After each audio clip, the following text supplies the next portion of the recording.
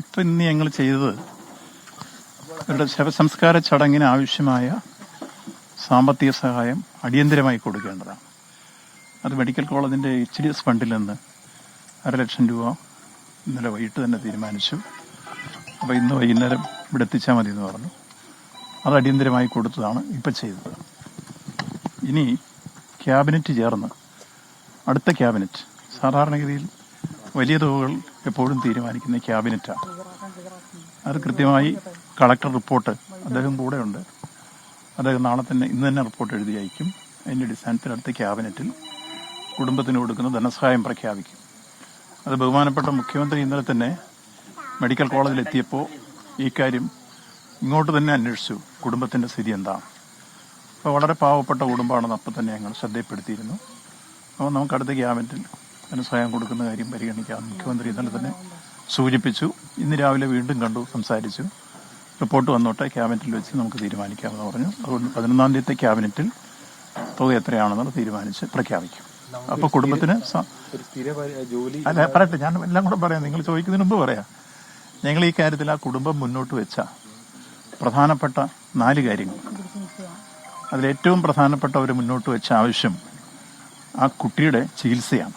വീണയുടെ ആ കുട്ടി അപ്പോളോ ഹോസ്പിറ്റലിലെ 4-ാം വർഷ BSc നഴ്സിംഗ് വിദ്യാർത്ഥിനിയാണ്. അവിടെ വെച്ചുണ്ടായ ഒരു അസുഖത്തെ തുടർന്ന് ഇവിടെ വന്ന് മെഡിക്കൽ കോളേജിൽ അഡ്മിറ്റ് ചെയ്തതാണ്. ഒരു സർജറി അനിവാര്യമാണ് ആ കുട്ടിക്ക്. ആ സർജറിക്ക് ആവശ്യമായ സൗകര്യം ചെയ്തു കൊടുക്കണം എന്നുള്ളതായിരുന്നു അവരുടെ ഒരു ഡിമാൻഡ്. അത് ഇന്നലെ തന്നെ ആലോചിച്ചു. ബഹുമാനായ സൂപ്രണ്ടും പ്രിൻസിപ്പലും എൻ്റെ കൂടെ ഉണ്ട്. അവർ ആ കാര്യത്തിനോട് ഇവിടെ നേരിട്ട് പറയാനും എപ്പം ആ കുട്ടിയെ കൊണ്ട് വന്നാലും അപ്പം തന്നെ അവിടെ അഡ്മിറ്റ് ചെയ്ത് ആ സർജറി പൂർണ്ണമായി അതിന് ഭേദമാകുന്നോടം വരെ ട്രീറ്റ് ചെയ്ത് അവർക്ക് ആവശ്യമായ എന്തെല്ലാം ചെലവുകൾ വരുമോ അത് മുഴുവൻ നമ്മൾ വഹിക്കും. ആ രൂപത്തിൽ ആ അസുഖം ഭേദമാക്കി കൊടുക്കാനുള്ള എല്ലാ ചുമതലയും ഗവൺമെൻറ്റും ഈ ഹോസ്പിറ്റലും ചേർന്ന് ഏറ്റെടുക്കുകയാണ്. അതായിരുന്നു അവരുടെ ആദ്യത്തെ ഡിമാൻഡ്. രണ്ടാമത് നമ്മളിപ്പോൾ ഫ്യൂണറലായിട്ടുള്ള അടിയന്തര സഹായം കൊടുത്തു. 3-ാമത്തെ കാര്യം, മകനെ സംബന്ധിച്ചോളം ഒരു താൽക്കാലിക ജോലിയെങ്കിലും അടിയന്തരമായി വേണം. മെഡിക്കൽ കോളേജിൻ്റെ HDSൽ ഇപ്പോൾ താൽക്കാലികമായ അത്തരം ചില കാര്യങ്ങൾ ചെയ്യാൻ കളക്ടർ ചെയർമാനായും സൂപ്രണ്ട് സെക്രട്ടറിയായും ഞങ്ങളൊക്കെ മെമ്പർമാരായിട്ടുള്ള കമ്മിറ്റിയുണ്ട്. അതാലോചിച്ച് ആ കാര്യം പരിഗണിക്കാമെന്ന് പറഞ്ഞു. പിന്നീട് സ്ഥിരമായിട്ടുള്ള കാര്യത്തെക്കുറിച്ചും ആലോചിക്കും. മറ്റൊരു കാര്യം ധനസഹായമാണ്. അത് ക്യാബിനറ്റ് ചേർന്ന് കൃത്യമായി പ്രഖ്യാപിക്കും.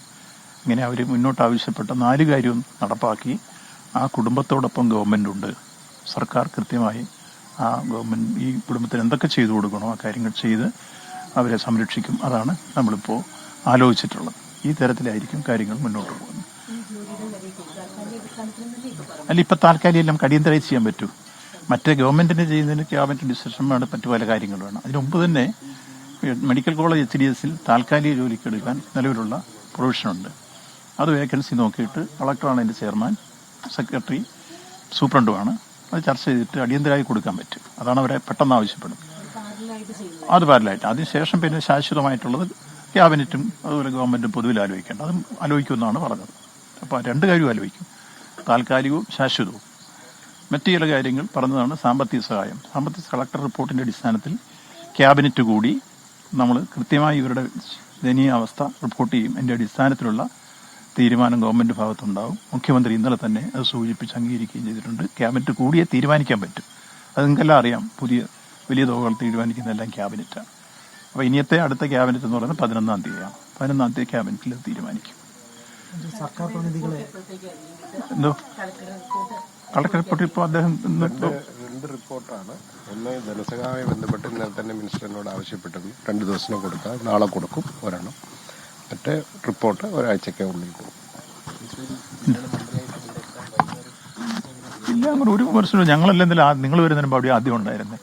ഈ സംഭവം ഉണ്ടായപ്പോൾ തൊട്ട് ഞാനുണ്ടായിരുന്നു, വീണ മിനിസ്റ്റർ ഉണ്ടായിരുന്നു, അതുപോലെ സൂപ്രണ്ട് ഉണ്ടായിരുന്നു. അവിടെ നിന്ന് മെഡിക്കൽ കോളേജിൽ നിന്ന് എല്ലാ കാര്യവും ചെയ്ത് പോസ്റ്റ്മോർട്ടം ചെയ്ത് കയറ്റി വിടുന്നോടം വരെ ഇവിടെ ഉണ്ടായിരുന്നു. അവിടെ എവിടെയാ ആ കുടുംബത്തെ കാണാൻ നേരം അമ്മ മാത്രമേ ഇവിടെ ഉള്ളൂ. ഞങ്ങൾ വിളിച്ച് ചോദിച്ചു ഇങ്ങോട്ട് വരുമ്പോൾ അവരെല്ലാം മറ്റൊരെവിടെ. അല്ല, നിങ്ങളല്ലേ ഈ കാര്യത്തിൽ ഇങ്ങനെ പറയാം. ഞങ്ങൾ ഈ കാര്യത്തിൽ അപ്പം തൊട്ട് ആ സമയം തൊട്ട് ഇതിന്റെ പുറകെ ഉണ്ട്. ഇന്നലെ ഏതാണ്ട് 11 മണിയോടുകൂടി മെഡിക്കൽ കോളേജിൽ എത്തിയിട്ട് ഇന്നലെ രാത്രി വൈകിയാണ് ഈ ബോഡി കയറ്റി വിട്ടതിന് ശേഷം മെഡിക്കൽ കോളേജിൽ നിന്ന് ഞങ്ങൾ തിരിച്ചു പോരുന്നത്. മെഡിക്കൽ കോളേജിൽ എത്തിയാണ് ഒന്നവരെ കാണാനായിട്ട്. ഇല്ല, അപ്പം നിങ്ങൾ മനസ്സിലാക്കേണ്ടത് ഇവിടെ ഈ മോർച്ചറിക്കകത്താണ് ബോഡി മോർച്ചറിക്കകത്ത് സാറിന് കയറി കാണാൻ ആരും പോകാറില്ല, കയറ്റാറുമില്ല. പിന്നെ അവിടെ ഈ മറ്റ് അതിന് ആവശ്യം നിങ്ങളുടേതായിരുന്നു. എന്നാ വെച്ചാൽ ചാനലുകാർക്കൊരു മുമ്പിൽ ഷോ കാണിക്കാൻ കുറേ ആളുകൾ ബഹളമായിട്ട് അവിടെ ഉണ്ടായിരുന്നു. അവിടെ നിന്ന് ആരോഗ്യമന്ത്രിയായിട്ടൊക്കെ ഇറക്കിക്കൊണ്ട് പോകണമെന്ന് ചില ആളുകൾ വളം വെക്കുന്നുണ്ട്. അപ്പം അങ്ങനൊരു ബഹളത്തിനൊക്കെ സീനുണ്ടാക്കുന്ന പണിയല്ല ആരോഗ്യമന്ത്രിക്കും മറ്റു മന്ത്രിമാർക്കും മുഖ്യമന്ത്രിക്കും ഒക്കെ ഉള്ളത്. മറിച്ച് ചെയ്യേണ്ട കാര്യങ്ങളെല്ലാം കൃത്യമായി ഇവിടെ കേന്ദ്രീകരിച്ചിരുന്ന് ഇന്നലെ അവിടെ ചെയ്യേണ്ട അടിയന്തര കാര്യം, ഒന്ന് ആക്സിഡന്റ് പറ്റിയപ്പോൾ അതിന് വളരെ പെട്ടെന്ന് ചെയ്യേണ്ട രക്ഷാദൗത്യം, 2 പരിക്ക് പറ്റിയവർക്ക് ചികിത്സ, 3 മരിച്ചവരുടെ പോസ്റ്റ്മോർട്ടം, 4 തുടർന്ന് ആ കെട്ടിടത്തിൽ മറ്റ് അനിഷ്ട സംഭവങ്ങൾ ഉണ്ടാകാതിരിക്കാൻ അവിടെയുള്ള 6 വാർഡുകളിലെ 360 രോഗികളെ നമ്മൾ പുതുതായി പണിതിട്ടിരിക്കുന്ന ബിൽഡിലേക്ക് മാറ്റുക. അത് ഇന്നലെ രാത്രി തന്നെ നടന്നു. അതുൾപ്പെടെ ബാക്കിയുള്ള ആർക്കും ഇനി ഒരു ആപത്ത് വരാതിരിക്കാനുള്ള മുൻകരുതൽ സ്വീകരിക്കുന്ന കൃത്യമായ നടപടികളായിരുന്നു അവിടെ നടന്നുകൊണ്ടിരുന്നത്. അത് രാത്രിയോടുകൂടിയാണ് ഫിനിഷ്. രാത്രി 1 മണിയായി തീരുമ്പോൾ. അപ്പോൾ അത്തരം കാര്യങ്ങൾ ചെയ്യുകയാണ് അവിടെ അടിയന്തരമായി. അതോടൊപ്പം തന്നെ ഇന്നേ ബാക്കി കാര്യങ്ങൾ ഇവിടെ നടക്കുന്നുള്ളൂ. ആ സമയമാകുമ്പോൾ ഇവരോട് ആശയവിനിമയം നടത്തി വൈകുന്നേരം ആകുമ്പോഴേക്ക് ഗവൺമെന്റിന്റെ അഭിപ്രായമായിട്ട് ഞങ്ങളിവിടെ എത്തിച്ചേരുമെന്ന് പറഞ്ഞ് കൃത്യമായി വന്നു. അതുകൊണ്ട് ഇതിന്റെ ഏറ്റവും ഇന്നലെ തന്നെ ഈ പോസ്റ്റ്മോർട്ടം നടക്കുന്നത് കളക്ടറെ കൊണ്ട് ഞങ്ങൾ വിളിച്ചു വരുത്തി. ആ സമയത്ത് ഡിസാസ്റ്റർ മാനേജ്മെന്റ് ഉത്തരവിട്ടാണ് ഇന്നലെ തന്നെ പോസ്റ്റ്മോർട്ടം നടന്നത്. ഞങ്ങൾ അവിടെ ഇരുന്നുകൊണ്ട് അത്തരം കാര്യങ്ങൾ എല്ലാം ഇടപെട്ടാണ് കാര്യങ്ങൾ നടന്നിട്ടുള്ളത്. അതുകൊണ്ട് വേറെ അതിനകത്തൊരു അനാസ്ഥ ഉണ്ടായില്ലെന്ന് മാത്രമല്ല, നിങ്ങൾ സമയബന്ധിതമായിട്ട് നിങ്ങൾ ആരെങ്കിലും ഇൻവെസ്റ്റിഗേറ്റീവ് ജേർണലിസം കൈകാര്യമുണ്ട് പരിശോധിച്ചുള്ളൂ. 10:59 ഫയർഫോഴ്സ് JCB-കാരന് മെസ്സേജ് കൊടുത്തിരുന്നു. താമസിച്ചപ്പോൾ ഞാനാണ് വന്നിടപെട്ടിട്ട് എന്ത് താമസിക്കുന്നു പെട്ടെന്ന് വീണ്ടും വിളിച്ചു വരുത്താൻ ഫയർഫോഴ്സ് ഓഫീസറോട് പറഞ്ഞു. അവിടെ 11:35-36 JCB കയറി വരുമ്പോൾ വലിയ രൂപത്തിൽ നമുക്ക് ബ്ലോക്കാണ്. കെട്ടിടം ഇടിച്ചു പൊളിക്കേണ്ട സ്ഥിതി വരുമ്പോൾ രോഗികൾ താഴെ പോകും. അപ്പോൾ പിന്നെ കാഷ്വാലിറ്റി എന്നുള്ള രോഗികളെ കൊണ്ടുവന്ന റൂട്ട് മാത്രമാണ് ഉള്ളത്. അതിലെ കയറ്റിക്കൊണ്ട് JCB ഇറ്റാച്ചി കയറി വരുമ്പോൾ അത് ഇടിഞ്ഞ് താഴെ പോവാം. അതിനുള്ള ബലവത്താക്കിക്കൊണ്ടാണ് അതിലേക്ക് കയറി വരുന്നത്. ആ കയറി വരുമ്പോഴാണ് വാതിൽ കൂടി ഇത് കടക്കാതെ വന്നു. പിന്നെ ആ വാതിൽ ഇരുമ്പ് കമ്പിയാണ്, അത് മുഴുവൻ ആക്സോ കൊണ്ടുവന്ന് അറുത്ത് മുറിച്ച് മാറ്റിയിട്ടാണ് അത് കയറ്റി വരുന്നത്. നിങ്ങളാരും ആ ഭാഗം ശ്രദ്ധിക്കുന്നില്ല.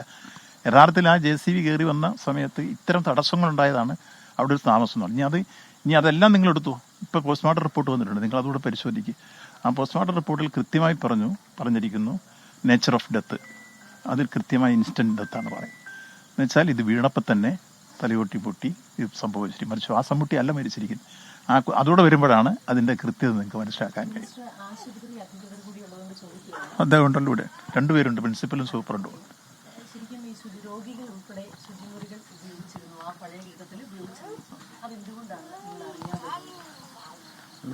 നമ്മൾ അറിയാണ്ട് പോയി ഒരിക്കലും പറഞ്ഞിട്ടില്ല. അത് ആശുപത്രിയിലെ ആ താഴത്തെ 2 നിലകളിലെ അതിൻ്റെ പുതിയ ഫണ്ടുകൾ ഇന്നാണ് നമ്മൾ PWD-ക്കാരുമായിട്ട് വിശദമായിട്ട് സംസാരിക്കുന്നത്.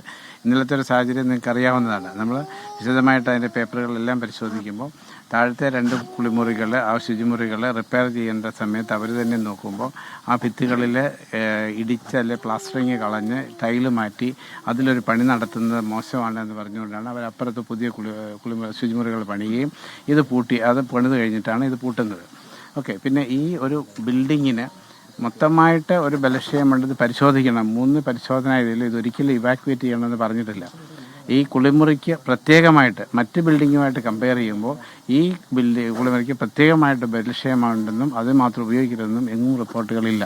അപ്പോൾ നമ്മൾ ഇതിൻ്റെ താഴത്തെ ഭാഗത്തെ പണികൾ നടക്കുന്ന സമയത്താണ് ഇതിനെക്കുറിച്ച് പഠിക്കുക.